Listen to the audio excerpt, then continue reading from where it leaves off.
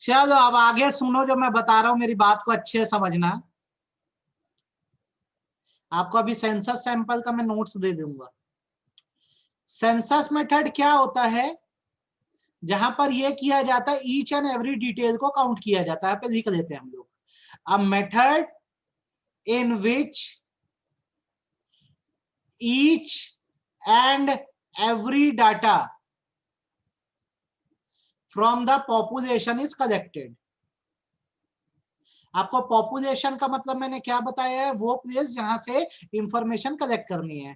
तो method in which each and every data from the population is collected, उसे हम क्या बोलते हैं? सेंसस कहते हैं। ये मैंने आपको बताया है।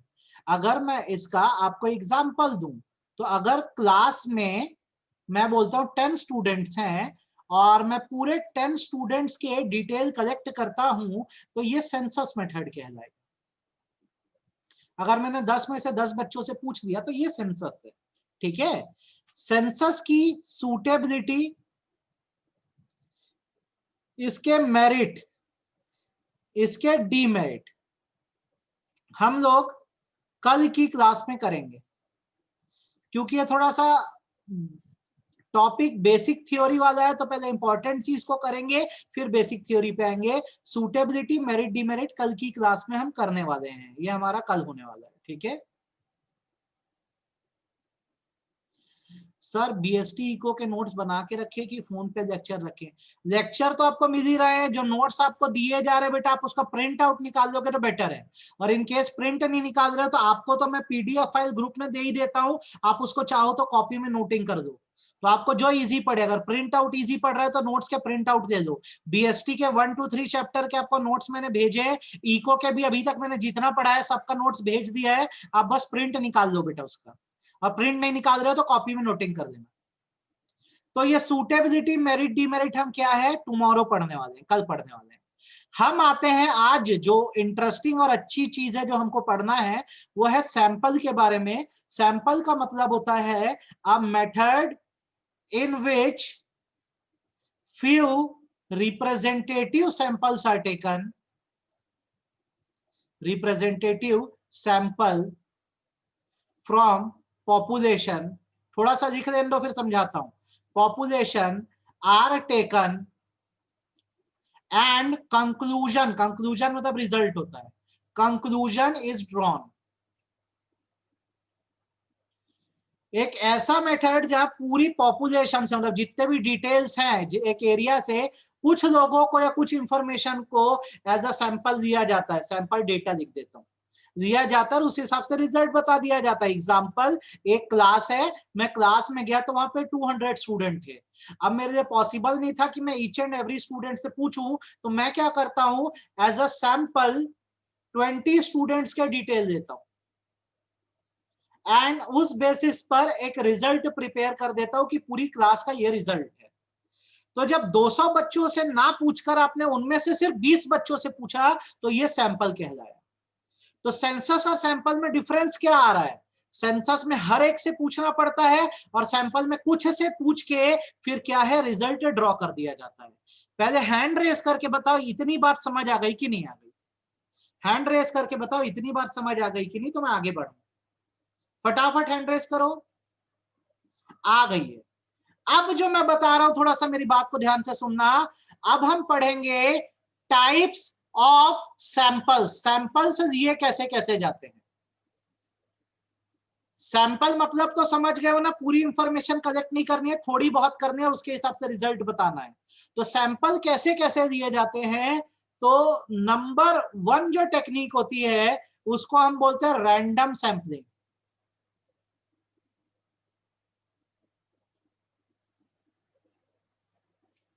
मतलब लिख रहा हूं फिर समझा रहा हूं। a method of sampling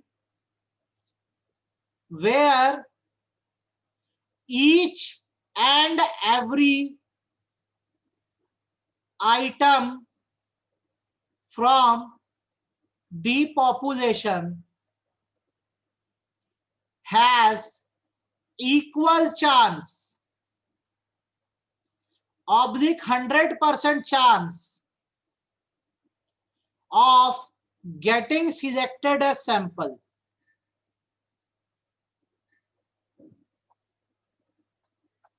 अब जो मैंने लिखा है अगर आपको नहीं समझ आ रहा है तो मैं आपको ये कहना चाहता हूं, हमारी अभी जो जूम लाइव की क्लास चल रही है उसमें मुझे छोड़कर 28 स्टूडेंट्स हैं आज की हमारी क्लास में।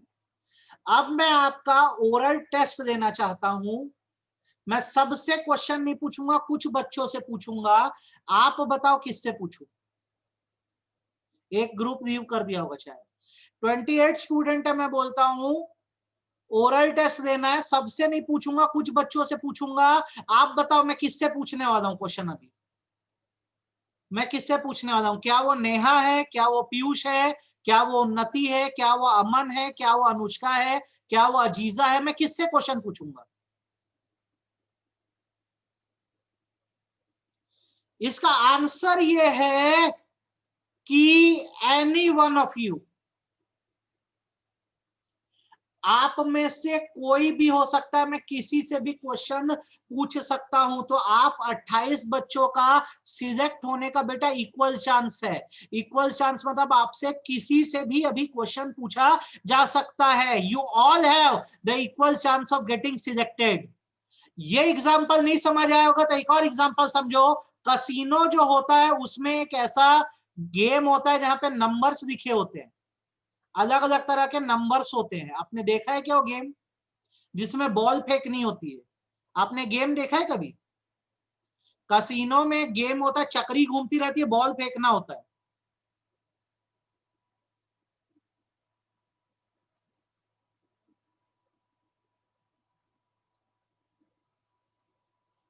कसिनो रोल बोलते हैं। कौन सा नंबर आएगा इसमें से? सारे नंबर तो नहीं आ सकते, कोई एक नंबर आएगा। कौन सा नंबर आएगा? कोई भी नंबर हो सकता है ना बेटा। तो every number has equal chance of getting selected. Ball मैंने फेंक दी है, वो बॉल किसी भी नंबर पे जाके अटक सकती है कसिनो रोल में, तो ये रैंडम हो गया। तो रैंडम सैंपलिंग मतलब होता है इनी मिनी माइनी मो, कोई भी बैठा है किसी को भी सिलेक्ट कर सकते हो, सबके सिलेक्ट होने का 100% चांस है। मैं किसी से भी पूछ सकता हूं क्वेश्चन, कसिनो में कोई भी नंबर आ सकता है। That's random sampling.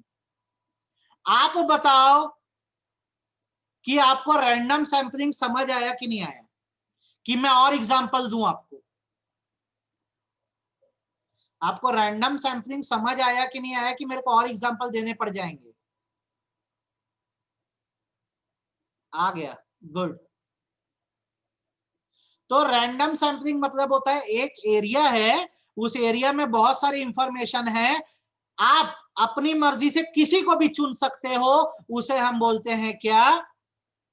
Random sampling. और एग्जांपल चाहिए तो जैसे मान लो हाउस वाइफ्स है,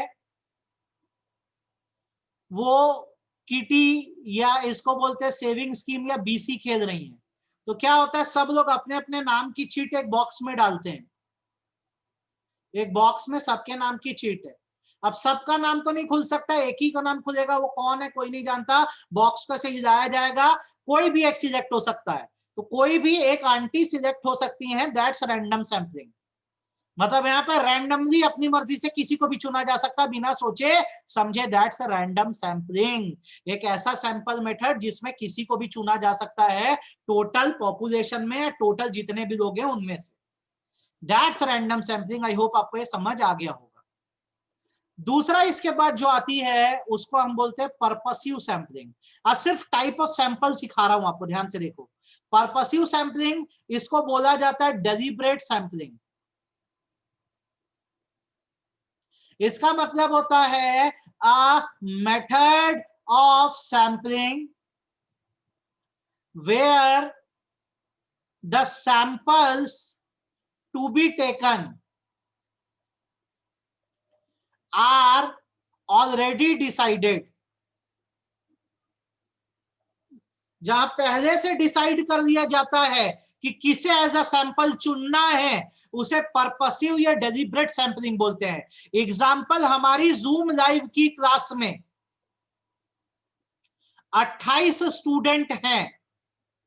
मैं टेस्ट देने से पहले ही डिसाइड कर दिया हूं कि मैं सबसे नहीं पूछूंगा, इस क्लास में मैं सिर्फ क्वेश्चन पूछूंगा जिया से, मैं क्वेश्चन पूछूंगा हेमेश से, मैं क्वेश्चन पूछूंगा एसटी से। एसटी बेटे तेरा नाम क्या है? शिवम है?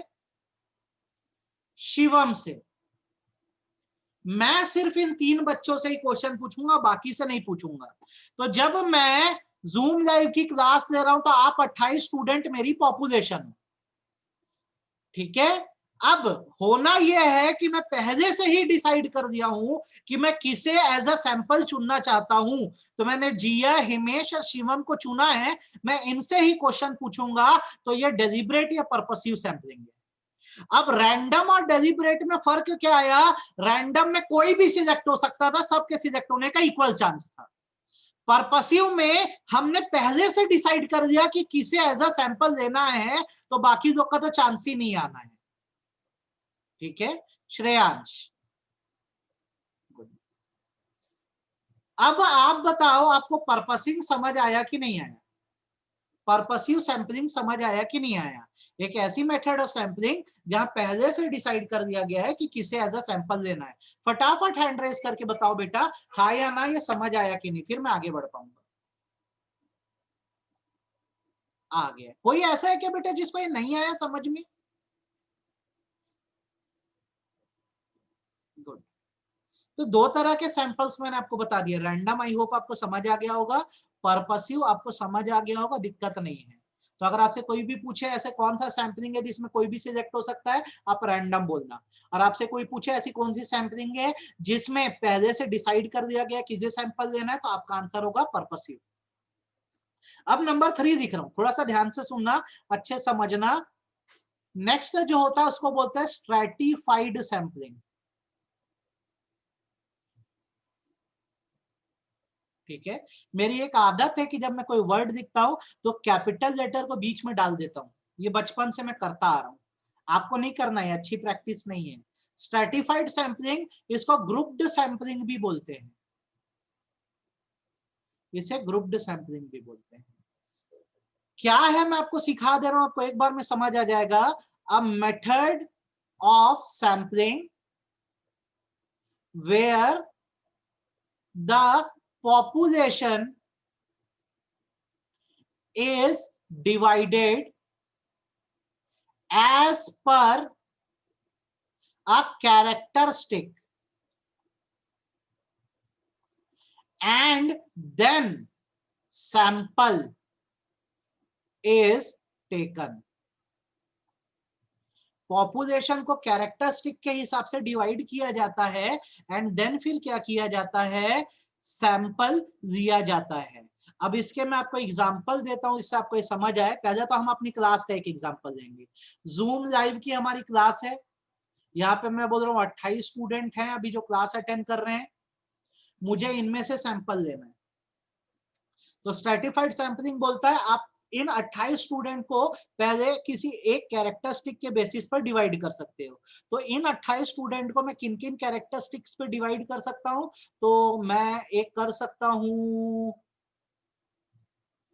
Boys girls. और किस कैरेक्टरिस्टिक पे कर सकता हूं, तो मैं कर सकता हूं इनको हॉस्टल डे बोर्डर। और इन बच्चों को मैं किस कैरेक्टरिस्टिक पे कर सकता हूं, तो मैं और कर सकता हूं रायपुर, आउटसाइड रायपुर। और किस कैरेक्टरिस्टिक पे कर सकता हूं, 1000 है, ये अपने हिसाब से हम बना सकते हैं। ऐसा ही है सचदेवा के स्टूडेंट्स और फिर अदर स्कूल्स के स्टूडेंट्स। तो स्ट्रैटिफाइड सैंपलिंग वो होती है जहां पर क्या किया जाता है, ग्रुप बना दिया जाता है बेटा। कैरेक्टरिस्टिक को लेके कोई भी एक कैरेक्टरिस्टिक हो सकता है, boy is a characteristic, girl is a characteristic, hostel is a characteristic, day border मतलब डेली आने जाने वाले, Raipur, outside Raipur is a characteristic. Sachdeva student and other school student, this is also characteristic. तो stratified sampling ये बोलता है कि आपको जो कन्वीनियंट पड़े वैसा ग्रुप बना लो। जैसे 28 स्टूडेंट में बॉयज और गर्ल्स का ग्रुप बना देता हूं। अब मैं बोलता हूं क्लास में यार बॉयज है मान लो 14 और गर्ल्स है 14। अब इनमें से मैं कुछ को एज अ सैंपल सिलेक्ट कर दूंगा। मैं बोलता हूँ हॉस्टल वाले हैं 20 और डे बोर्डर है 8। अब इनमें से मैं डे बोर्डर में से कुछ लोगों को एज अ सैंपल दे दूंगा, कितने नहीं पता, जितनी मर्जी होते। हॉस्टल वालों से कुछ को सैंपल दे दूंगा। तो यहां पर फर्क क्या आया? फर्क बस ये आया कि जितने भी आपके पास आइटम्स थे या लोग थे उनको आपने डिवाइड कर दिया, और डिवाइड करने के बाद फिर उसमें से क्या दिया? सैंपल दिया। और एग्जांपल इसका आपको अगर मैं दूं तो वर्ल्ड की पॉपुलेशन। तो अब मैं क्या करता हूं, उसको स्ट्रेटिफाइड करना है तो यूरोप और एशिया में बांट देता हूं। फिर कुछ सैंपल एशिया से ले लूंगा, कुछ सैंपल यूरोप से ले लूंगा। That's it. आप मेरे को बताओ, आपको ये समझ आया कि सिर के ऊपर से गया? समझ आया कि और एग्जांपल चाहिए? फटाफट बोलो।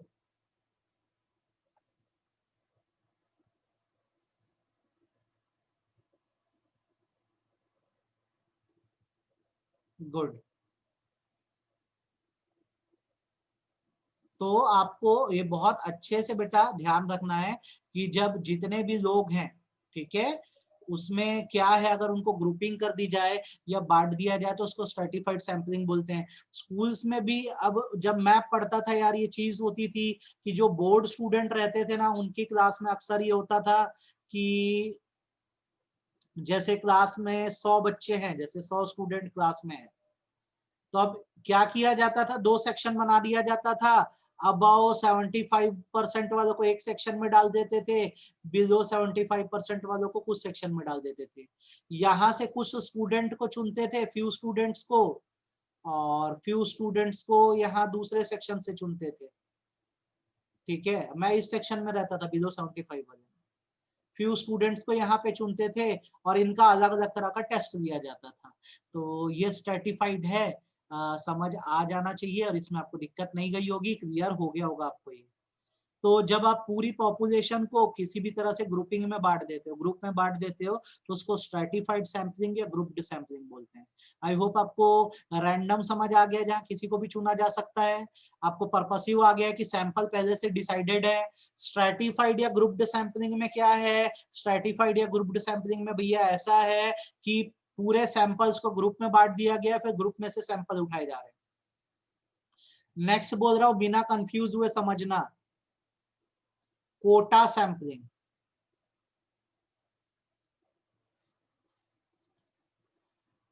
A method of sampling where the limit of sample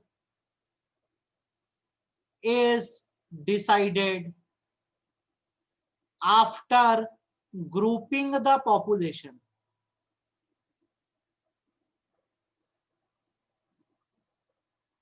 पूरी पॉपुलेशन को ग्रुप में बांट के जब ये भी डिसाइड कर दिया जाए कि कितने सैंपल लेने हैं, तो उसको कोटा सैंपलिंग बोलते हैं। जैसे मैं बोलता हूं जूम लाइव की आपकी क्लास में 28 बच्चे हैं। सर बार बार ना बोर लग रहा है, एग्जाम्पल दूसरा बदल दो। चलो तुम लोग बोलते हो तो बदल देता हूं। मैं बोलता हूं रायपुर की टोटल आबादी 2 करोड़ है। ठीक है, एग्जाम्पल दे रहा हूं, 2 करोड़ है। इसमें मैं बोलता हूं ग्रुप कर दिया तो मेल और फीमेल 2 ग्रुप में बांटता हूं। मेल जो है मान लो वो 1 करोड़ है, फीमेल 1 करोड़ है। तो ऊपर भी तो सेम यही चीज करे थे आप स्ट्रेटिफाइड सैंपलिंग में। क्या करे थे, पूरी पॉपुलेशन को किसी भी एक कैरेक्टरिस्टिक्स के हिसाब से ग्रुप में बांट दिए थे। लेकिन यहाँ पर जब ग्रुप में बांटे तो आगे सैंपल कितना देना है आपकी मर्जी पर था। कोटा सैंपलिंग में क्या हो रहा है, जब आपने ग्रुप बांट दिया कि जैसे मेल 1 करोड़ है, फीमेल 1 करोड़ है, तो यहाँ पर फिक्स कर दिया जाता है कि मैं मेल्स में से सैंपल लूंगा सिर्फ 50 पीपल को, और फीमेल में से सैंपल लूंगा केवल 60 लोगों को। ना इससे एक कम ना एक ज्यादा। तो जब ग्रुप बांट के उसमें ये डिसाइड कर दिया जाए कि कितने लोगों को एज अ सैंपल चुनना है, उसे कोटा सैंपलिंग बोलते हैं। स्कूल का तो अभी बेटा भूल जा कुछ समय तक, अब क्या जो भी मैनेजमेंट डिसाइड करे, एडमिनिस्ट्रेशन डिसाइड करे, पर बहुत हद तक स्टेट गवर्नमेंट के ऊपर डिपेंड है। 15 तारीख से सेंट्रल गवर्नमेंट ने खुलने बोला है, पर स्टेट गवर्नमेंट भूपेश बघेल सरकार जैसा चाहेगी वैसा होगा। तो कोटा सैंपलिंग में ऐसा किया गया कि जब ग्रुप बांट दिया गया ना, तो ग्रुप में ये डिसाइड कर दिया गया, फिक्स कर दिया गया कि इतने ही सैंपल लेना है, उससे ज्यादा सैंपल नहीं लेना। अब आप बताओ, आपको कोटा सैंपलिंग समझ आया? किसी भी चीज का सैंपल हो सकता है, मान लो कोविड का सैंपल हो सकता है, किसी भी चीज का सैंपल हो सकता है ना, सैंपल में क्या है? ठीक है, हैंड रेस करके बताओ ये समझ आया कि सिर के ऊपर से गया? तो आपने क्या किया बेटा, इतने तरह के सैंपलिंग देख लिया, आई होप आपको समझ आ गया होगा। रैंडम जहां किसी को भी चुना जा सकता है, दैट्स रैंडम। पर्पसिव जहां डिसाइडेड है किसे सैंपल लेना है। स्ट्रैटिफाइड ग्रुप बना दिया है, ग्रुप बनाने के बाद सैंपल दिए जा रहे हैं।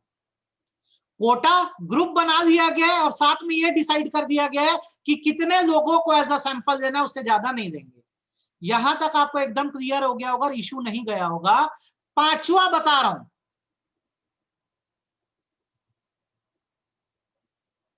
सिस्टमैटिक। इससे बहुत क्वेश्चन आते हैं, सारे टाइप ऑफ सैंपल से अच्छे से करना। Systematic sampling. अच्छा एक बात बताओ, ये आपसे मेरा क्वेश्चन है, स्कूल में जो आपको रोल नंबर्स दिए जाते हैं, किस बेसिस पर दिए जाते हैं? स्कूल में आपको रोल नंबर किस बेसिस पर मिलते हैं? रोल नंबर 1 अक्सर किस अल्फाबेट वाले को मिलता है, किस बेसिस पर होता है? Very good, very good.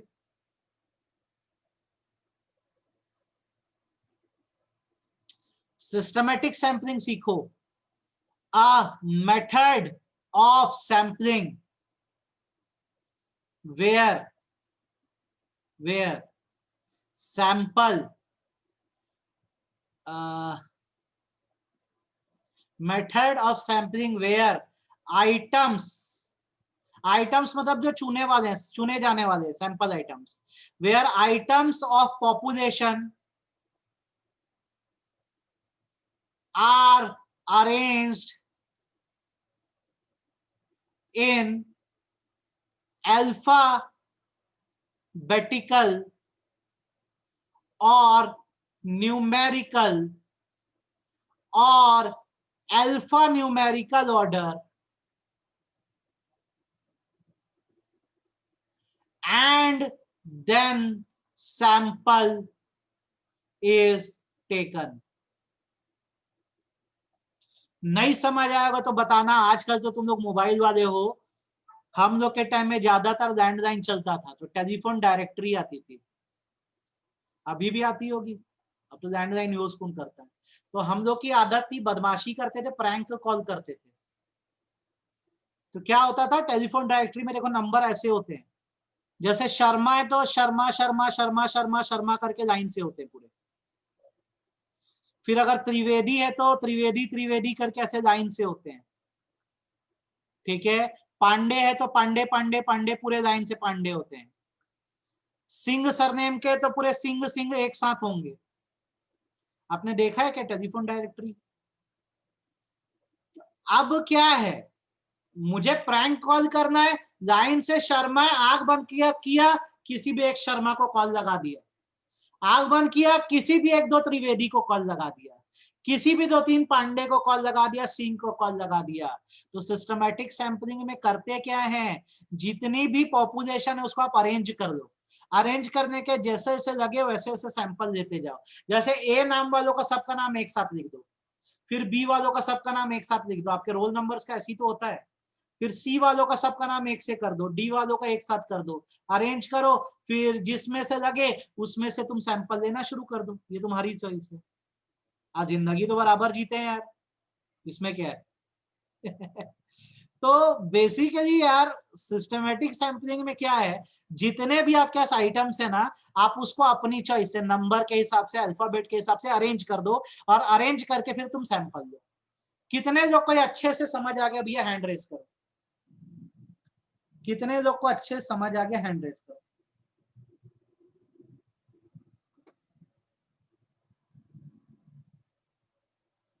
आ गया? कोई ऐसा है क्या जो बोल रहा है रिपीट करूं मैं?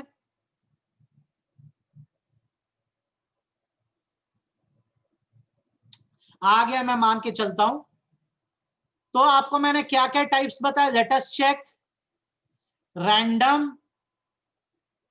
डेलिब्रेट, डेलिब्रेट का एक और नाम है, क्या बोलते हैं इसको, पर्पसिव। पर्पसिव के बाद क्या होता है अपना, स्ट्रेटिफाइड।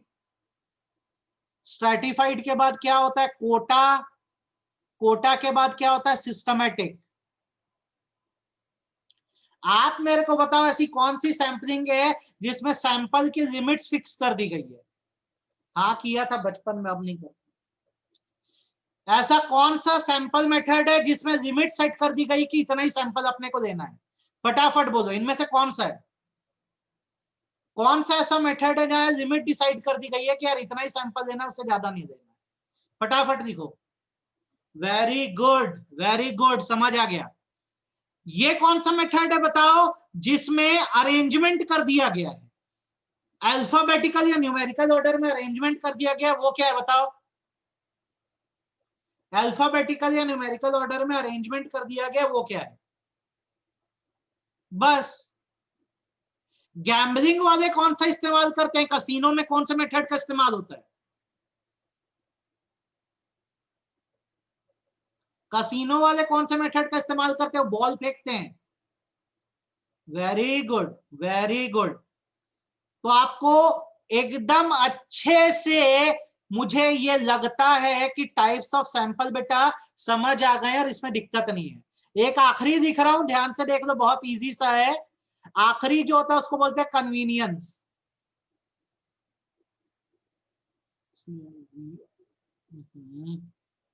बहुत इजी सा यार, एक बार मिटा दूं, स्पेलिंग में गड़बड़ हो जाती है कभी कभी। कन्वीनियंस। कन्वीनियंस सैंपलिंग का मतलब होता है उन ऊपर में से एनी ऑफ द अबव, आपको जो इस्तेमाल करना है करो। एक ऐसा मेथड ऑफ सैंपलिंग जहां आप खुद डिसाइड करते हो कि 5 में से कौन से मेथड का इस्तेमाल करना है, उसे कन्वीनियंस सैंपलिंग बोलते हैं। ठीक है, आई होप आपको अभी तक क्लियर हो गया होगा। तो कन्वीनियंस मतलब अपनी इच्छा अनुसार होता है, ऊपर में से कोई भी सैंपल आप सिलेक्ट कर दो, दैट्स कन्वीनियंस। तो इससे आपको ये समझना है, अपन ये वाला नहीं पढ़ेंगे, अपन ये ऊपर के 5 पढ़ेंगे और इसको एकदम अच्छे से ध्यान रखेंगे। आपको मेरे को क्या करना है, बस नोट्स देना है इसका, और आप फटाफट ये नोट्स पूरे पढ़ डालना। कल जो हमारी क्लास होने वाली है, कल की क्लास में हम क्या करने वाले हैं, जो हमारा सेंसस है और जो हमारा सैंपल है, हम इसके मेरिट पढ़ेंगे, हम इसके डीमेरिट पढ़ेंगे, और हम इसकी सूटेबिलिटी पढ़ेंगे, और करने के बाद इस चैप्टर का समापन करेंगे, एंड कर देंगे कल चैप्टर को। मेरिट, डीमेरिट, सूटेबिलिटी कल सेंसस का सैंपल की पढ़ना है, और ये चैप्टर कल अपन एंड कर रहे हैं। तो आज का लेक्चर बेटा इतना ही है। आज 3 बजे ससम्मान टेस्ट दे रहे हो बेटा, ठीक है? ओके, आज 3 बजे टेस्ट है बीएसटी का। चलो बाय बाय, मिलते हैं अपन कल 11:30 बजे।